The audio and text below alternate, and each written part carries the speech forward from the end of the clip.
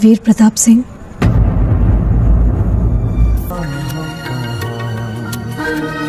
Bayangkan, seorang pilot India yang terjebak di penjara Pakistan selama puluhan tahun, bukan karena kejahatan yang ia lakukan, tapi karena cinta yang tak pernah padam. Di sisi lain, seorang pengacara muda berjuang menembus tembok hukum demi membebaskannya. Siapkan tisu, karena ini adalah kisah tentang pengorbanan, janji, dan cinta yang mengalir bersama air mata. Inilah cerita Veer dan Zaara. Cerita dimulai dari seorang pria bernama Veer Pratap Singh yang diperankan Shah Rukh Khan. Ia terbangun dari tidurnya di dalam sel besi di Pakistan. Tak lama, suara azan berkumandang. Veer hanya bisa mendengarkan, tanpa tahu seperti apa dunia di luar sana. Lalu, kita beralih pada seorang wanita bernama Samia Siddiqui yang diperankan Rani Mukherjee yang sedang berdoa di makam mendiang ayahnya. Di hadapan batu nisan itu, ia bercerita bahwa mimpi sang ayah kini menjadi nyata. Ia telah menjadi seorang pengacara yang membela kebenaran dan hak asasi manusia. Hari itu, Samia akan menangani kasus pertamanya. Ia memohon restu agar bisa meneruskan cita-cita mulia yang dulu diimpikan ayahnya. Namun setibanya di kantor polisi, ia justru diremehkan. Para petugas menganggap pekerjaannya terlalu berat untuk seorang wanita. Samia tak menggubris. Ia langsung meminta diantar menemui seorang tahanan asal India. Petugas berkata, ia hanya membuang waktu. Tahanan ini sudah mendekam di sana selama 22 tahun dan tidak pernah mengucapkan sepatah kata pun. Seolah ia sudah berdamai dengan hidup di balik jeruji. Pria itu dikenal sebagai tahanan nomor 786, seorang India. Saat diajak berbicara, ia hanya diam, tanpa ekspresi, seperti kehilangan semangat hidup. Samia pun meminta izin masuk ke dalam sel. Ia ragu harus memulai dari mana, lalu memperkenalkan diri. Namun, apapun yang ia katakan tak membuahkan respons. Hingga akhirnya, ketika Samia memanggil nama aslinya, pria itu perlahan menoleh. Kedatangan Samia bukan sekadar untuk mengenal Veer, tetapi untuk membantunya mendapatkan kembali nama baik dan berjanji akan memulangkannya ke tanah kelahirannya. Semua ini juga demi mengenang perjuangan sang ayah, seorang pejuang hak asasi manusia yang mendedikasikan hidupnya untuk membela kebenaran dan memberdayakan perempuan di Pakistan. Sayangnya, sang ayah telah tiada sebelum melihat cita-citanya terwujud. Samia tahu kasus ini tidak akan mudah. Banyak pihak ingin melihatnya gagal agar perempuan tetap terhalang menembus wilayah kekuasaan laki-laki. Namun, ia bersumpah tak akan mundur. Ia tidak akan membiarkan mimpi ayahnya dan harapan para wanita Pakistan hancur begitu saja.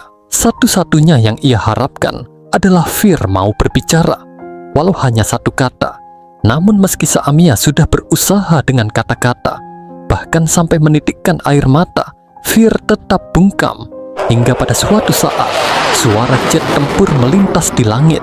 Dan untuk pertama kalinya, Veer berbicara. Ia mulai membuka kisah masa lalunya. Dulu, Veer adalah seorang pilot angkatan udara India. Sementara itu, di negara tetangga Pakistan, hiduplah seorang gadis bernama Zaara yang diperankan oleh Preity Zinta. Ia tumbuh di keluarga yang berkecukupan. Walaupun ibunya masih hidup, sejak kecil ia lebih banyak diasuh oleh sang nenek.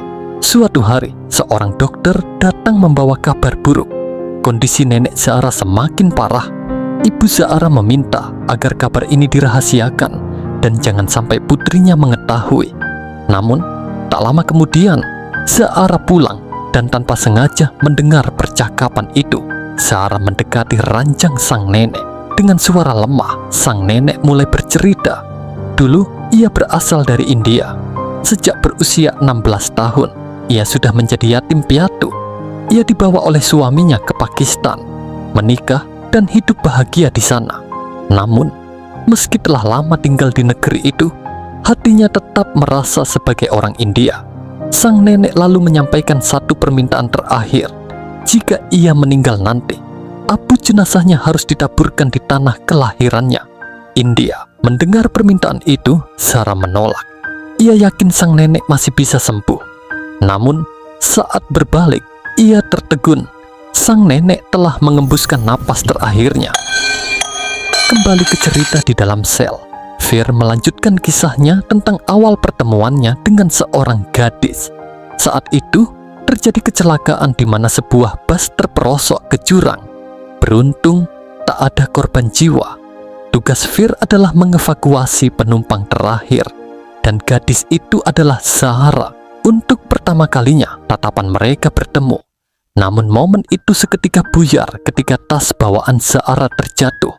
Ia memaksa Fir untuk berhenti demi mengambilnya. Meski berbahaya, Fir tetap menuruti permintaan itu. Usai menolong, ia memarahi Zahra. Bagaimana mungkin nyawa dipertaruhkan hanya demi sebuah tas? Sebagai anggota tim penyelamat, Fir dan rekan-rekannya terbiasa menghadapi risiko demi menolong orang asing. Tapi untuk pertama kalinya, ia meragukan pekerjaannya. Semua karena seorang wanita yang dianggapnya begitu egois. Sementara itu, di rumah Zahra, sang ibu memarahi bibinya karena mengizinkan Zahra pergi ke India. Ia khawatir setengah mati. Bagaimana mungkin seorang gadis bepergian sendirian ke negeri lain tanpa kabar? Tak lama kemudian, telepon berdering. Ternyata Zahra yang menelepon. Sang ibu langsung menyuruhnya pulang. Namun Zahra menjawab tegas. Ia baru akan kembali setelah berhasil menaburkan abu jenazah neneknya di India. Zahra merasa selama ini ia belum banyak berbuat untuk keluarganya. Menebarkan abu sang nenek adalah satu-satunya kesempatan baginya untuk melakukan kebaikan terakhir. Mendengar itu, sang ibu akhirnya mengerti. Meski hatinya tetap diliputi kekhawatiran, ia pun hanya bisa mendoakan agar Zahra baik-baik saja di sana. Sementara itu, Fir menerima kabar dari kantor pusat bahwa cutinya disetujui. Untuk sementara, tugasnya diserahkan kepada temannya, Ramjit. Di sisi lain, Zahra kebingungan mencari bus menuju desa Kritpur. Sayangnya, bus baru ada keesokan paginya. Ia pun terpaksa menginap di sebuah tempat sederhana bersama para penumpang lain. Tak disangka, di sanalah ia kembali bertemu dengan Fir. Zahra segera meminta maaf atas kejadian siang tadi, lalu memuji pekerjaannya yang menyelamatkan banyak nyawa. Menurutnya, tak ada pekerjaan yang lebih mulia dari itu. Ia pun mengungkapkan alasan sebenarnya mengapa ia begitu bersikeras mempertahankan tas yang terjatuh. Di dalamnya ada abu jenazah neneknya. Mungkin Fir tidak merasa bangga telah menyelamatkan dirinya, tapi bagi Zahra, ia telah menyelamatkan sesuatu yang sangat berharga. Keesokan paginya, Zahra berdesakan di antara penumpang bus. Fir melihatnya dari kejauhan, tersenyum tipis, lalu memutuskan untuk ikut menyusul. Dalam perjalanan, mereka mulai saling berkenalan. Fir adalah pemimpin skuadron Angkatan Udara India. Ia pun memastikan wanita nekat ini bisa aman sampai tujuan. Dan dari situlah Fir memutuskan menemani Zahra hingga ke Kiratpur. Sesampainya di Kiratpur, warga mulai bersiap melakukan ritual terakhir sebelum abu jenazah dilepaskan ke sungai. Zahra ingin ikut, tapi Fir menahannya. Ia khawatir karena Zahra seorang muslim, sementara di sana ada beberapa pendeta yang cukup fanatik. Namun melihat tekad Zahra, Fir tak tega. Ia pun memberanikan diri berbicara pada salah satu pendeta. Tak disangka, pendeta itu justru kagum kepada Zahra. Selama 42 tahun berada di kuil, belum pernah ia melihat seorang cucu yang begitu berbakti pada neneknya. Meskipun sudah berbeda keyakinan, mereka pun berdoa bersama. Zahra meminta Fir ikut menebarkan abu neneknya. Baginya, tanpa Fir, ia tak mungkin sampai ke tempat ini. Sebelum berpisah, Zahra ingin membalas budi. Ia berkata, "Mintalah apa saja, aku akan mengabulkannya tanpa terkecuali." Mendengar itu, Fir sempat terkejut, bahkan memperingatkannya, "Kamu yakin? Padahal kamu belum tahu apa yang akan aku minta darimu." Tapi Zahra bersikeras. Ternyata permintaan Fir sederhana namun tak terduga. Ia hanya ingin menghabiskan 1 hari bersama Zahra. Zahra sempat ragu. bahkan sedikit menyesal karena ucapannya sendiri. Tapi janji tetap janji. Akhirnya ia ikut Fir menuju desanya. Singkat cerita, kabar kedatangan Fir bersama seorang wanita asing cepat menyebar. Orang tuanya, Maati dan Chaudhry, kaget. Sang ayah bahkan sempat marah, mengira Fir diam-diam sudah menikah. Untungnya, setelah Fir menjelaskan bahwa gadis ini hanyalah teman yang ia selamatkan di perbatasan, suasana pun mulai mencair. Keluarga Fir memperlakukan Zahra layaknya keluarga sendiri. Maati bahkan memanggilnya anak. Dari obrolan hangat itu, Zahra akhirnya tahu bahwa Fir sebenarnya adalah yatim piatu. Dia dibesarkan oleh paman dan bibinya sejak kecil hingga menjadi pilot angkatan udara India. Malam itu, Zahra tampil anggun dengan gaun milik Maati untuk menghadiri pesta tahunan di desa mereka. Sebelum acara dimulai, Chaudhry mengumumkan rencana membangun sekolah khusus perempuan. Ia pun meminta Zahra yang meletakkan batu pertama pembangunan sekolah itu.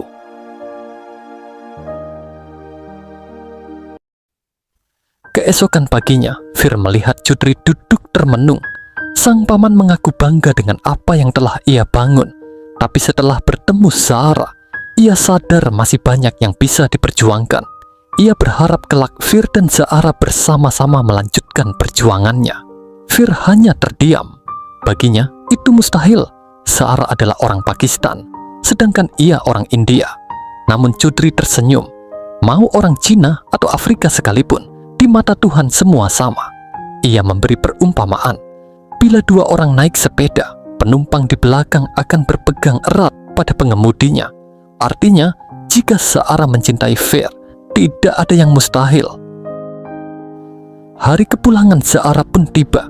Sebelum berpisah, ia memanggil Maati dengan sebutan ibu dan Chaudhry dengan sebutan ayah. Chaudhry terharu, lalu menitipkan salam untuk kedua orang tua Zahra.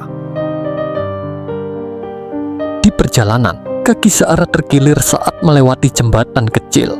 Fir tanpa ragu melepas gelang kakinya, lalu menggendongnya hingga ke tujuan. Stasiun sore itu penuh sesak oleh penumpang yang ingin pulang kampung. Di tengah keramaian, Zahra terkejut saat melihat seorang pria menunggunya.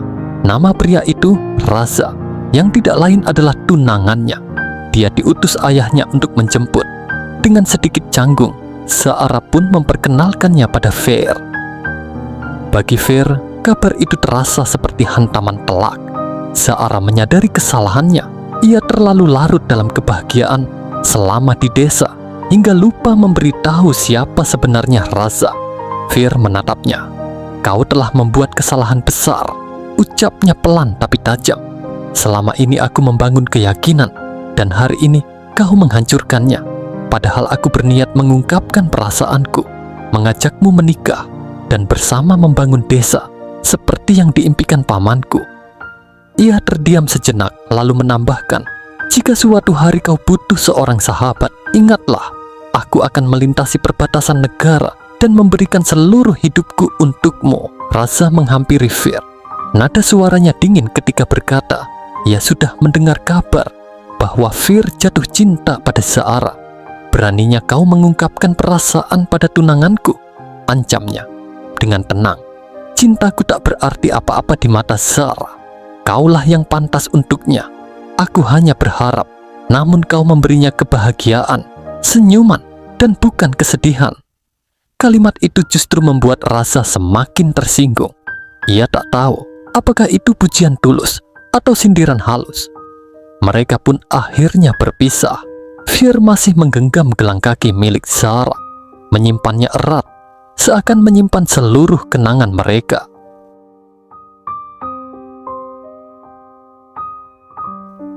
Singkat cerita, waktu kunjungan Samya telah berakhir hari itu. Keesokan harinya, Samya datang lagi. Kali ini dia membawa makanan buatan ibunya. Fir tersenyum lebar. Baru kali ini ia merasakan kembali cita rasa masakan rumah yang mengingatkannya pada masakan Maati di masa kecil. Sambil tersenyum, Samya bercerita bahwa semalaman ia menceritakan kisah Fir pada ibunya. Mereka bahkan menangis bersama. Namun, satu hal masih mengganjal di benaknya. Mengapa kisah ini tak berhenti di stasiun? Bagaimana bisa Fir justru berakhir di dalam penjara? Cerita pun berlanjut. Ayah Sarah, Hayat Khan, adalah politisi yang baru menapaki panggung politik, dibantu Abdul saudagar kaya dan dihormati di Pakistan, yang tak lain adalah ayah Raza. Rencana pernikahan Sarah dan Raza bukan sekadar pernikahan keluarga. Masa depan politik mereka bertumpu pada ikatan ini. Sejak Sarah nekat pergi ke India sendirian, nama baik Hayat Khan tercoreng, dan itu memberi dampak besar pada karier politiknya. Menjelang hari pernikahan, Sarah hanya termenung mengingat kata-kata Fir bahwa ia rela memberikan seluruh hidupnya untuknya. Di perbatasan sana, ada seorang pria yang mencintai Sarah tanpa batas, bahkan lebih dari dirinya sendiri. Baginya, tak ada garis yang memisahkan Pakistan dan India, kecuali di peta. Mendengar itu, sang ibu terperanjat. Hari itu adalah hari pertunangan Sarah dengan Raza, dan ia yakin sepenuhnya bahwa jodoh anaknya adalah Raza, bukan seorang pria asing yang bahkan tidak mereka kenal. Baginya, cinta hanyalah dongeng dari buku-buku dan bait-bait puisi, indah dibaca, tapi tak pernah nyata di kehidupan. Jangan sampai ayahmu mendengar ini, ucapnya tegas. Kalau sampai tahu, bencana akan menimpa rumah kita. Sarah pun akhirnya berhadapan langsung dengan Hayat Khan. Sang ayah menatapnya dalam, lalu berkata pelan, "Lakukan yang terbaik demi kehormatan keluarga." Ia mengingatkan, kakek Sarah adalah politisi terhormat yang hampir mencapai puncak karirnya sebelum meninggal dunia. Kini, perjuangan itu ia lanjutkan, dan mimpi tersebut hampir terwujud berkat bantuan ayah Raza. Karena itulah Hayat Khan memohon agar Sarah tidak mengecewakannya demi nama baik keluarga mereka dan keluarga Raza. Sarah hanya bisa menunduk, menerima semua keputusan. Namun di balik kepasrahannya, satu nama terus mengusik hatinya, Fir. Sementara itu, Fir yang telah kembali bertugas tiba-tiba menerima telepon. Dia memperkenalkan diri sebagai bibi Sarah, Saabo. Awalnya Fir kebingungan, hingga ia mendengar kata-kata yang membuatnya tegang. Telepon ini datang dari rumah Sarah. Saabo memberitahu bahwa besok adalah hari pernikahan Sarah, dan ia ingin Fir datang untuk membawanya pergi. Samia yang mendengar kisah ini tahu betul bahwa seorang pilot Angkatan Udara India tidak bisa memasuki Pakistan tanpa izin resmi. Tapi demi cinta, Fir rela meninggalkan kesatuannya. Entah ia akan berhasil membawa Sarah pergi atau justru terperangkap di negeri orang. Sesampainya di Pakistan, Fir bertemu Saabo. Ia dibawa masuk ke rumah, lalu diberitahu bahwa Sarah sama sekali tidak tahu rencana ini, karena Saabo takut jika Sarah tahu, ia akan menolak. Keesokan harinya, persiapan pernikahan berlangsung meriah. Kedua keluarga sibuk bersiap. Saabo gelisah menunggu hingga akhirnya Fir muncul. Di antara hiruk-pikuk pesta, pandangan Sarah langsung menemukan Fir. Seolah waktu berhenti, mereka saling mendekat dan tanpa ragu berpelukan erat. Namun, kebahagiaan itu hanya sekejap. Sejak kejadian itu, Hayat Khan jatuh sakit. Dokter memperingatkan, kondisinya kritis. Jangan sampai ia menerima kabar mengejutkan lagi, karena itu bisa merenggut nyawanya. Sementara itu, Fir gelisah.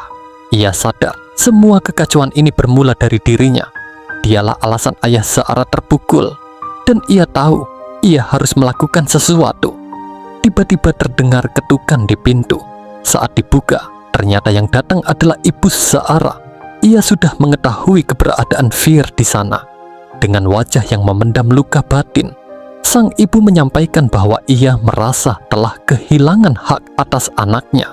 Karena kini Sarah dianggap milik Fir, ia memohon agar hak seorang ibu itu dikembalikan. Baginya, jika hal ini tidak dilakukan, Hayat Khan bisa meninggal karena rasa malu dan tekanan yang begitu besar. Fir menatapnya dengan tenang. Di hadapannya, ia melihat seorang ibu yang seharusnya tidak perlu memohon kepada anaknya sendiri. Ia meyakinkan bahwa sampai kapanpun Sarah tetap milik ibunya, dan ia tak akan pernah membawa Zahra tanpa restu. Dalam hati, Fir menyadari bahwa ia dan Zahra telah dibutakan oleh cinta, hanya memikirkan satu sama lain tanpa mempertimbangkan siapa yang terluka. Bagi Fir, nyawa seseorang jauh lebih penting daripada cinta itu sendiri. Ia memutuskan untuk memastikan pernikahan Zahra dan Raza tetap berlangsung. Sang ibu diminta mempersiapkan acara, sementara ia sendiri akan berbicara langsung dengan Zahra. Saabo yang mendengar percakapan itu nyaris tak kuasa menahan tangis. Ia menyaksikan keikhlasan seorang pria yang rela melepaskan cintanya demi kebahagiaan orang lain. Sang ibu pun tertegun membandingkan Fir dengan anak-anak muda di negerinya, lalu menyadari bahwa kasih sayang seorang anak kepada ibunya ternyata sama dimanapun berada. Ketika akhirnya bertemu Zahra, Fir menasihatinya untuk menuruti semua keinginan orang tuanya. Ia sendiri berencana kembali ke desa demi memenuhi janji pada pamannya. Dalam upaya mengurangi beratnya suasana, ia sempat melontarkan gurauan kecil. Namun keduanya tahu bahwa di balik tawa itu tersimpan kesedihan yang dalam. Perpisahan mereka terasa seperti akhir dari seluruh mimpi yang pernah dibangun bersama. Kini Zahra telah siap menjalani pernikahan. Sang ayah, Hayat Khan, menyampaikan penyesalannya kepada putrinya. Sementara itu, Fir bersiap untuk pulang. Ibu Zahra dan Saabo ikut hadir untuk mengucapkan salam perpisahan. Sebelum berangkat, sang ibu memberikan sebuah jimat suci berisi doa untuk keselamatan Fir di perjalanan. Namun, tak lama setelah mereka berpisah, sekelompok polisi datang dan menangkap Fir. Ia dituduh membawa surat yang memuat rahasia penting negara Pakistan untuk diserahkan ke India. Di surat itu tercantum nama Rajesh Rathore, dan paspor yang ia bawa pun menunjukkan identitas yang sama. Fir terkejut menyadari bahwa dirinya telah dijebak. Dalang dari semua ini adalah Raza. Dengan sikap dingin, Raza menunjukkan bahwa ia tahu Fir rela mengorbankan cintanya. Ia tak berniat mundur dari pernikahan, meski sadar bahwa Zahra tidak mencintainya. Dalam pikirannya, kehidupan setelah menikah mungkin akan menjadi penderitaan. Namun kekuasaan dan ambisinya tak bisa ia lepaskan. Raza kemudian mengancam bahwa jika Fir benar-benar mencintai Zahra, ia harus menerima satu syarat: menghapus identitasnya sebagai Fir Pratap Singh dan menggantinya menjadi Rajesh Rathore, seorang pengkhianat negara. Menurut Raza, itu satu-satunya cara untuk menjaga keselamatan Zahra dan keluarganya. Fir hanya bisa terdiam. Demi melindungi Zahra, ia akhirnya menerima tuduhan itu. Keputusan tersebut membuatnya dijatuhi hukuman penjara seumur hidup. Tak lama kemudian, sebuah bus menuju India mengalami kecelakaan hebat. Tidak ada korban yang selamat.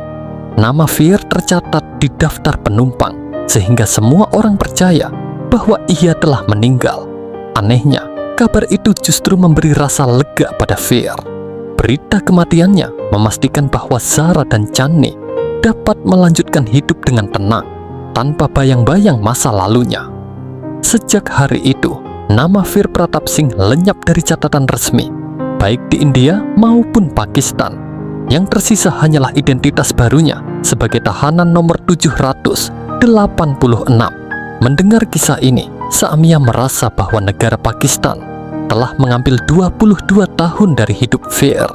Ia tahu waktu itu tak mungkin dikembalikan, namun ia bertekad untuk memulihkan nama baiknya. Saamia bahkan bersumpah tidak akan menabur bunga di makam ayahnya sebelum Fir dibebaskan dan dapat kembali ke India dengan terhormat. Perkara ini menjadi kasus pertama Saamia sebagai pengacara hak asasi manusia. Lawan yang harus dihadapinya bukan orang sembarangan. Zakir Ahmed, seorang pengacara senior yang terkenal di pengadilan. Keduanya hanya diberi waktu 2 hari untuk menyiapkan persidangan. Asisten Saamia sempat meragukan kemampuannya, mengingat pengaruh besar yang dimiliki Zakir. Ia bahkan memperingatkan agar nama Zahra atau keluarga Hayat Khan tidak disebut sama sekali, demi menghindari masalah baru. Di penjara, Saamia mulai memikirkan langkah selanjutnya. Cara tercepat untuk menang hanyalah dengan membawa nama Zahra atau keluarganya ke persidangan. Tetapi Fir menolak. Menurutnya, kemungkinan besar Zahra kini telah menjadi seorang ibu, menjalani hidup dengan segala suka dan dukanya. Jika namanya disebut di pengadilan, Fir mungkin akan bebas, namun Zahra akan diceraikan suaminya dan hidup menderita. Itu adalah harga yang tidak pantas dibayar. Hari sidang pun tiba.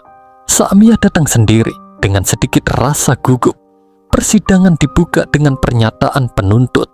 Zakir Ahmed menekankan bahwa meski manusia harus saling menghormati, seorang penyusup yang membocorkan rahasia negara pantas dijatuhi hukuman berat. Baginya, 22 tahun di penjara belum cukup. Terdakwa yang ia sebut sebagai Rajesh Rathore tidak layak menginjakkan kaki di India lagi sampai akhir hayatnya. Pihak penuntut kemudian menghadirkan saksi-saksi. Polisi yang menangkapnya 22 tahun silam bersaksi bahwa terdakwa adalah Raza Shiraz Rathore, tersangka mata-mata. Saksi kedua memberikan keterangan serupa, tetapi menambahkan bahwa ia pernah melihat paspor lain atas nama Fir Pratap Singh dan menyaksikan sendiri saat Fir menandatangani dokumen dengan nama Raza Rathore. Ucapan itu memberi sedikit harapan bagi Saamiyah karena ada saksi yang melihat sisi kemanusiaan Fir. Bahkan, sang petugas memohon agar tahanan nomor 786 dipulangkan ke India.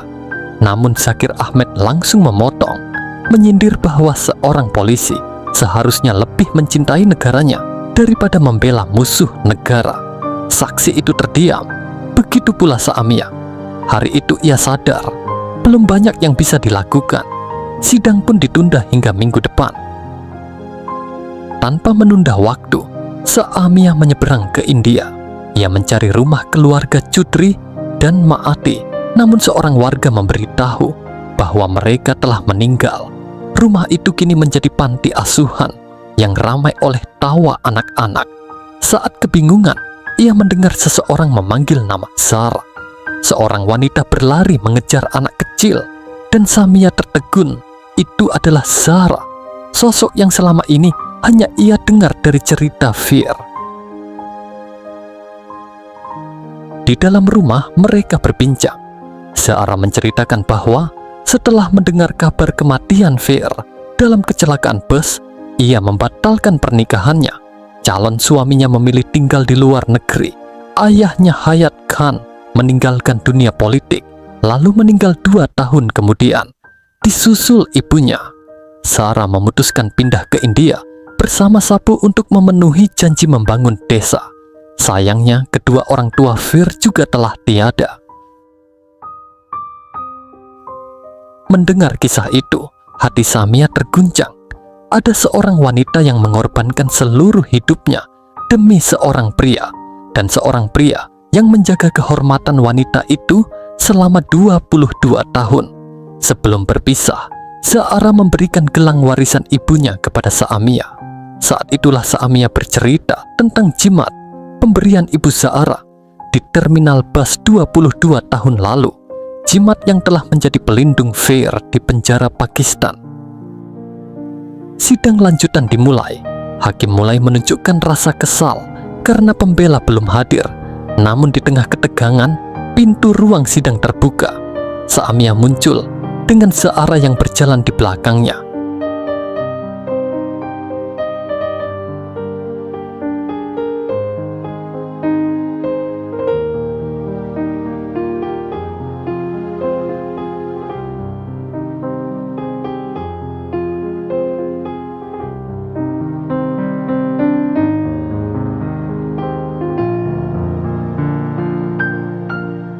Singkat cerita, Zahra memberikan kesaksian. Ia menunjukkan foto-foto dan dokumen yang membuktikan bahwa tahanan 786 sebenarnya adalah Fir Pratap Singh, bukan Rajesh Rathore. Terungkap bahwa bertahun-tahun lalu, Fir menandatangani dokumen palsu demi melindungi dirinya. Fakta itu membuat hakim memutuskan Fir tidak bersalah. mengakui identitasnya sebagai mantan pemimpin skuadron udara India dan memerintahkan pembebasannya. Zakir kemudian memberi selamat pada Saamia. Baginya, kemenangan ini membuktikan bahwa keadilan tidak diukur dari kekuatan, melainkan dari kemanusiaan, tanpa memandang ras atau agama. Ia memutuskan pensiun dari dunia hukum dengan keyakinan bahwa ayah Saamia pasti bangga padanya. Sesuai janjinya, Saamia menabur bunga di makam sang ayah. Di sisi lain, Fir dan Zahra akhirnya bersatu kembali, dan Saamia merestui mereka untuk pulang ke India.